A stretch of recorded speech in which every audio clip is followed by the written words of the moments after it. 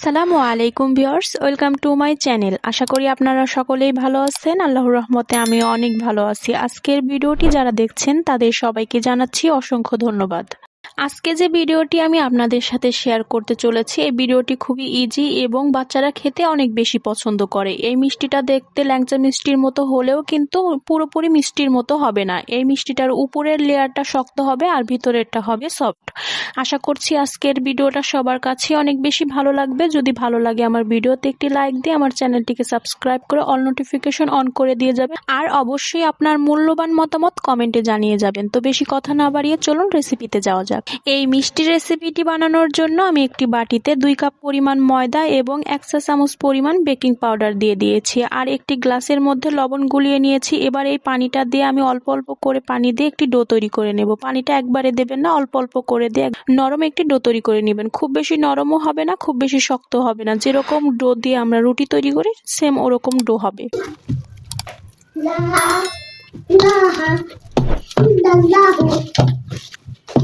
এখন দিবা, এখন কি তুমি বলবা? হ্যাঁ, তাহলে লম্বা করে একটা রুটি বানাও। এই পুরো টুকি বেল ডোটা লম্বা করে নিয়েছি। এবার চাকু দিয়ে ছোট ছোট পিস করে কেটে নেব। তাহলে বড় অনেক আগে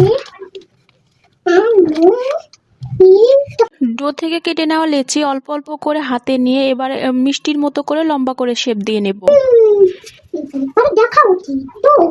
হ্যাঁ ডাইনোসর, ডাইনোসর দেখো কেমন হইতেছে। ওপরে হলুদ ওপরে হলুদ কিনবে কি গো?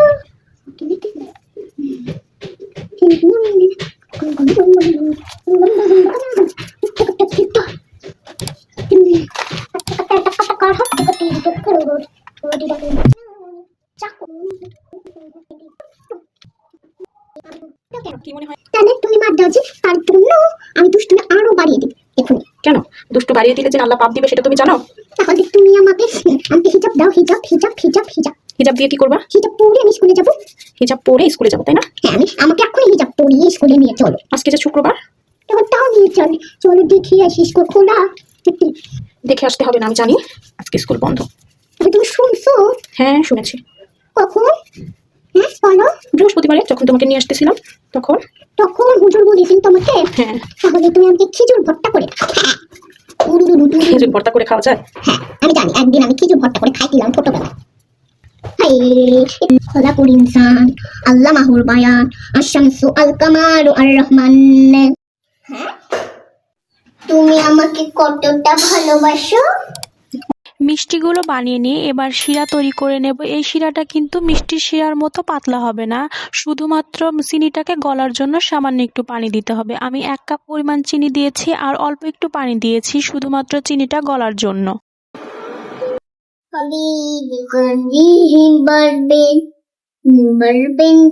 চিনির শিরাটা যখন ঘন হয়ে আসবে এ পর্যায়ে আঙ্গুলে অল্প একটু চিনির শিরা নিয়ে দেখে নেব। যদি একটার মতো ওঠে তাহলে চুলাটাকে বন্ধ করে অল্প একটু লেবুর রস দিয়ে ঢেকে রেখে দেব।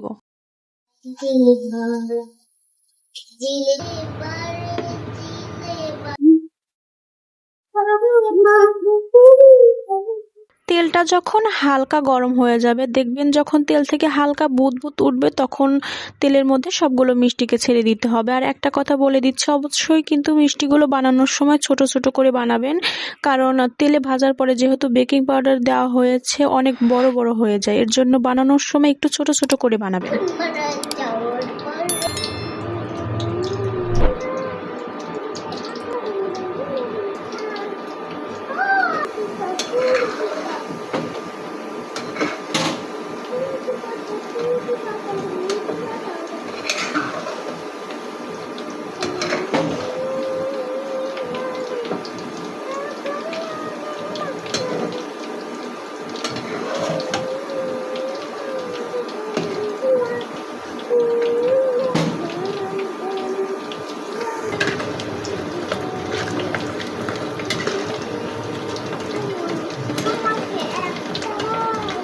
কালার আসুক, নামানোর পরে দেবো না।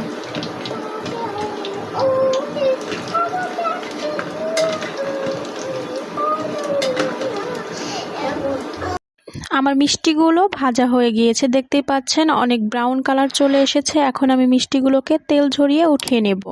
মিষ্টিগুলো তেল ঝরিয়ে উঠিয়ে নিয়ে আগে থেকে যে শিরাটা তৈরি করে রেখেছিলাম এবার শিরার মধ্যে দিয়ে দেব। আমি কিন্তু চুলাটা জ্বালিয়ে রাখিনি, চুলাটা কিন্তু বন্ধ করে নিয়েছি। চুলা জ্বালিয়ে কিন্তু রাখা যাবে না, তাহলে কিন্তু খুরমার মতো হয়ে যাবে, এগুলো কিন্তু ভিতরেরটা সফট হবে না। এর জন্য কিন্তু চুলাটাকে বন্ধ করেই রাখতে হবে। আমি কিন্তু চুলাটা বন্ধ করে রেখেছি। চুলা জ্বালানো থাকলে কিন্তু কত ডিগ্রি সেলসিয়াস তাপমাত্রা হচ্ছে সেটা কিন্তু দেখা যেত। মিষ্টিগুলোকে শিরার মধ্যে দেওয়ার পরে যদি আপনি শিরা অনেক তৈরি করেন তাহলে এভাবে নাড়াচাড়া করার দরকার নাই। শিরার মধ্যে দিয়ে 5 মিনিট পর্যন্ত রেখে দিতে হবে। আর যদি আপনার শিরা অল্প হয় তাহলে একটু চামচ দিয়ে উল্টে পাল্টে সবগুলোর মধ্যে যেন শিরাটা যায়। আস্তে আস্তে দেখবেন এক পর্যায়ে এরকম উপর থেকে সাদা লেয়ার পড়ে গেছে। এই মিষ্টিগুলো খেতে কিন্তু অনেক মজার হয়, উপরের লেয়ারটা শক্ত আর ভিতরটা সফট।